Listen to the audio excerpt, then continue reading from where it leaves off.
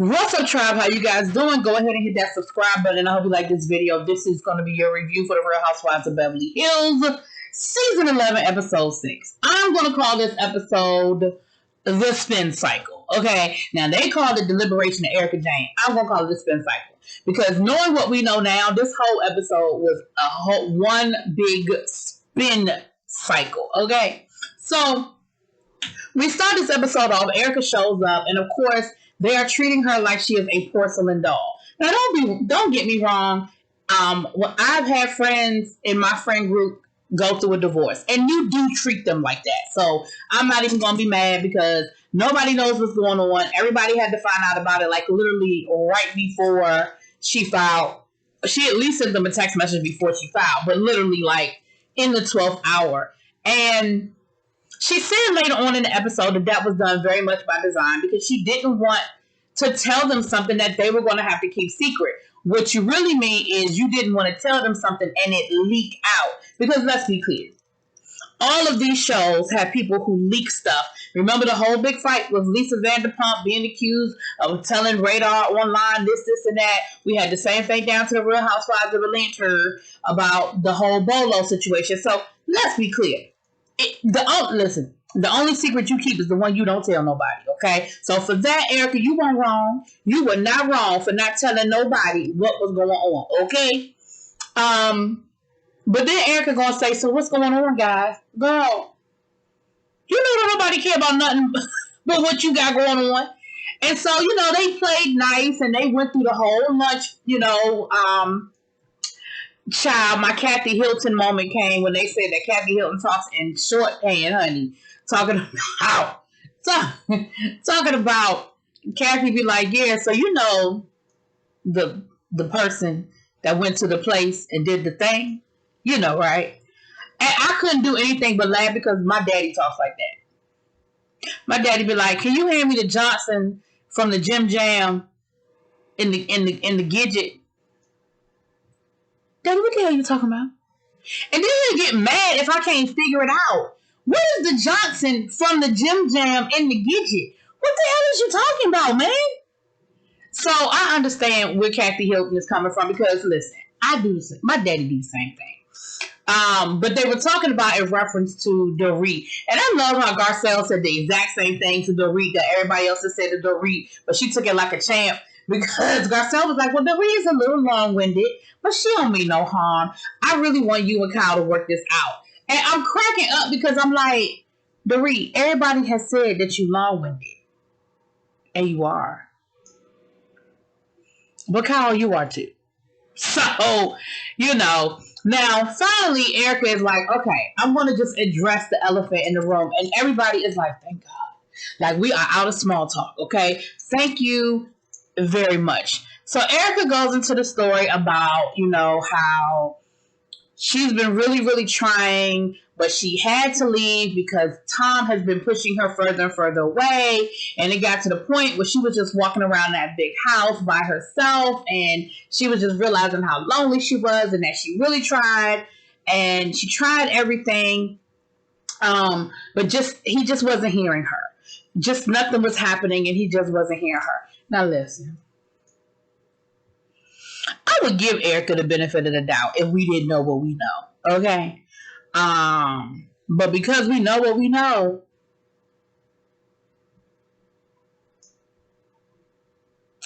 it was a nice performance though.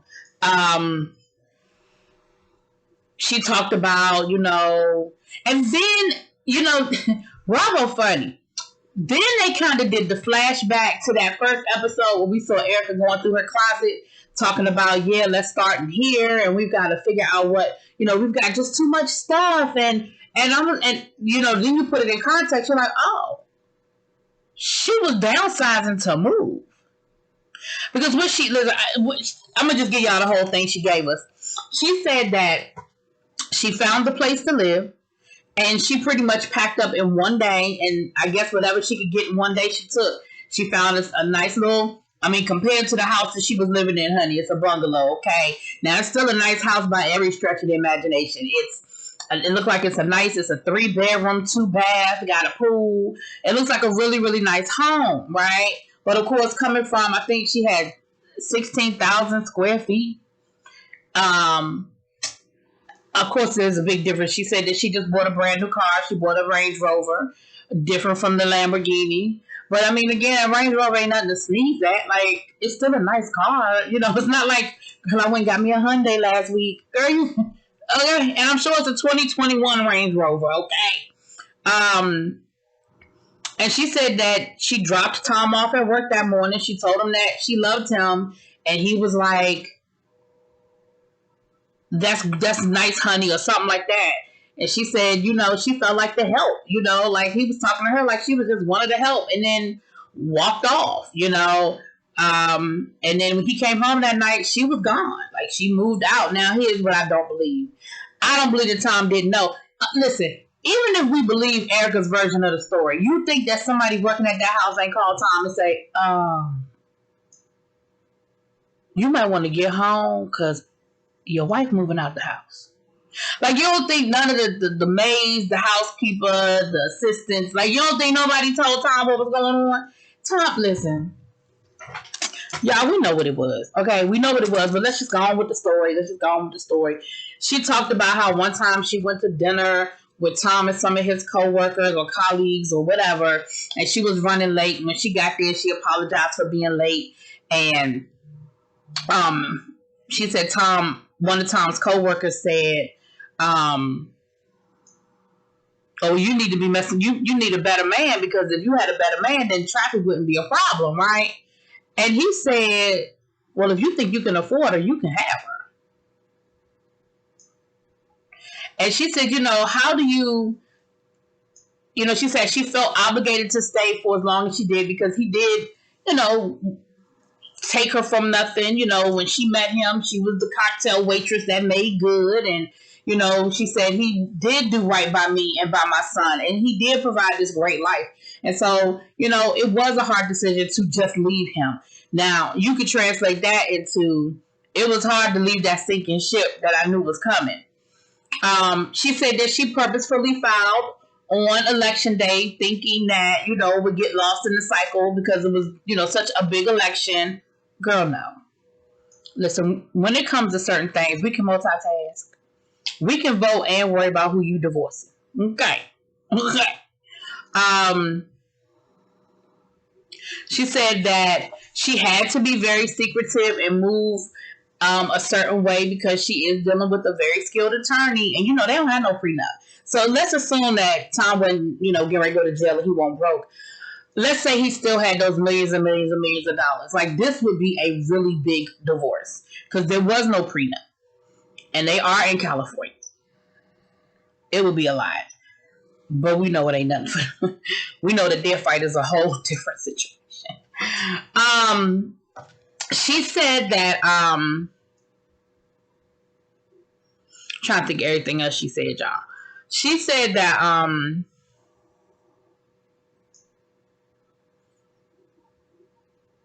what else?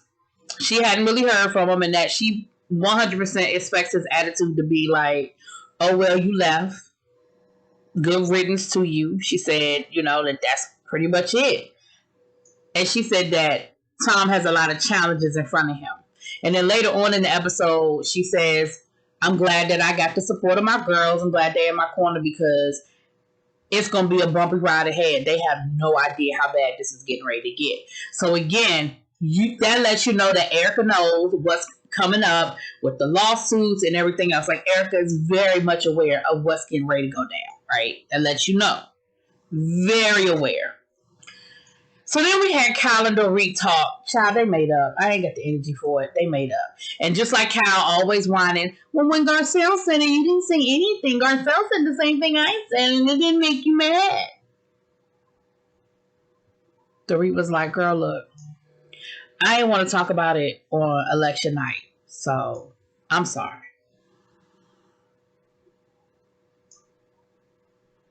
Dorit was so not giving Kyle no energy. Then they talked about this whole Sutton and Crystal and the code thing. And now Crystal is using language like she felt violated. And so, of course, Dorit is like, oh my gosh, Sutton, well, why would Sutton do that? And Kyle was like, girl, she went in the girl's room and gave her coat. Well, she was naked, and Kyle was like, I get it, but it wasn't like she hung out. Like, she gave her the coat and she left.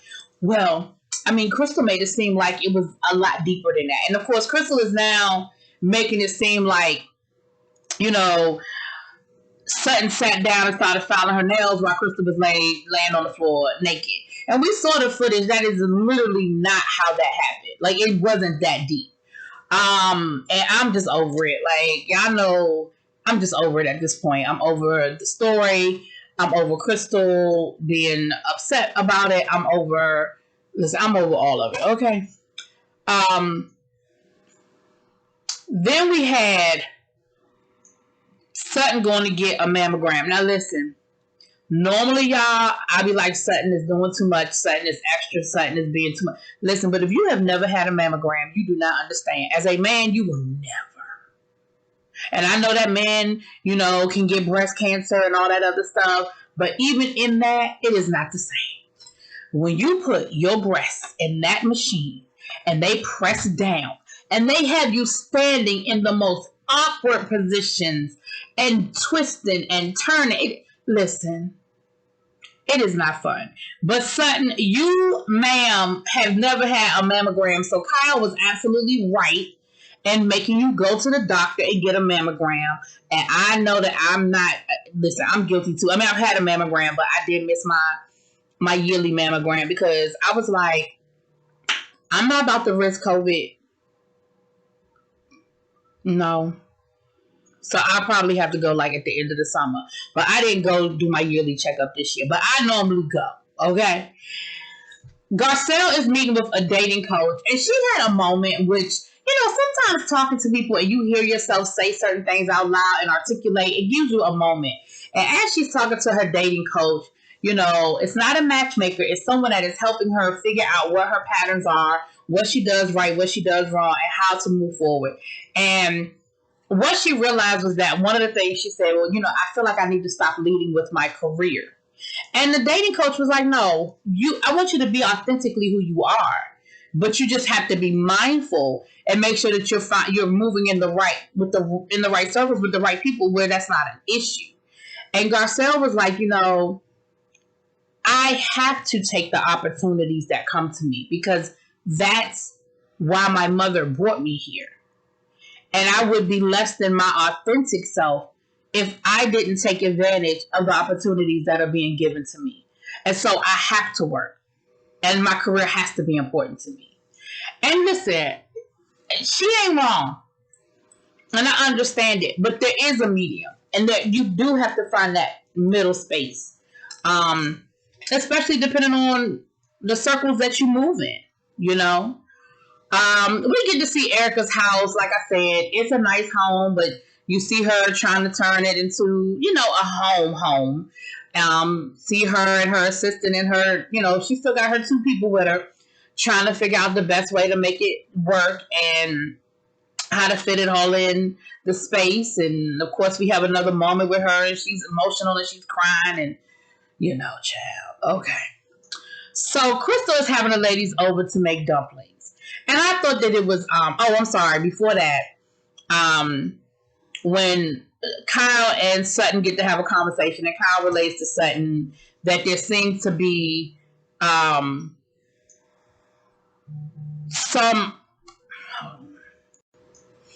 Kyle is talking to Sutton about what happened with Crystal and how Crystal is still feeling some kind of way. And Sutton is like, girl, I'm so over this. Like, it is not that deep. Like, ain't nobody violate you. Okay? So Erica and Lisa go out for drinks. And again, I'm giving y'all pretty much everything Erica said. They just stretched it out over the whole episode, okay? But she talks about how, how cold-blooded the situation was, how she dropped him off at work and packed up and left, and that was it. That was all. She stayed at her house that night, and he was served the next day. And Lisa was like, oh my goodness, I can only imagine how scared you must have been. Scared of what, Tom?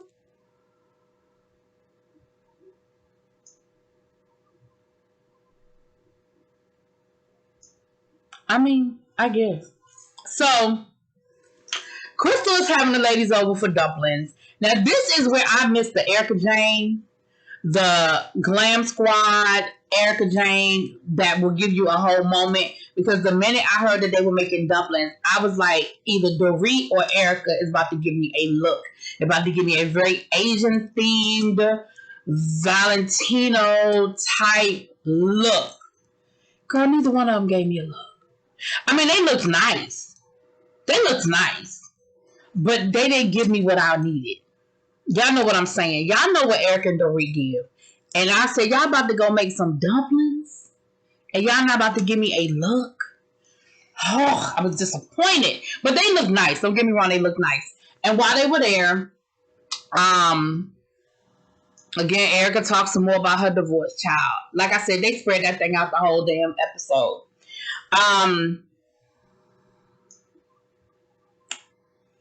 Erica was talking about how she gonna give herself 21 days and then she gonna start having sex. You probably been real deprived, haven't you, girl? Because she talked about sex a lot. She talked about some CBD cream and she rubbed it on her vajayjay, and she talked about how she ready to just start having some anonymous sex. Erica was talking a lot about sex, and I feel like because she probably ain't been getting a lot. I'm just saying.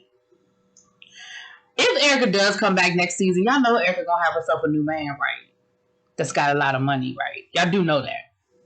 If she not in jail and she come back, anyway. So then Crystal and Sutton went off to the side to talk, and Crystal was like, "Well, you know, we agreed we weren't going to talk about it after Tahoe." And Dorit was like, "Yeah, but you didn't keep your promise, did you?" And Crystal was like, "Well, people kept asking me, like I had to answer them." And Sutton was like, "But you didn't.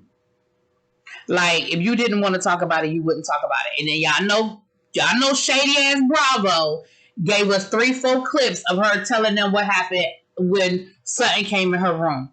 So they went out to talk. They said, we're going to have this conversation one last time with everybody. And they went out to tell their story. And of course, Sutton had to throw it in there. Yeah, but make sure that that you're not using, trigger words like violated, because that's a serious thing. And girl, Crystal was just sitting there in her Mrs. Doubtfire dress, like,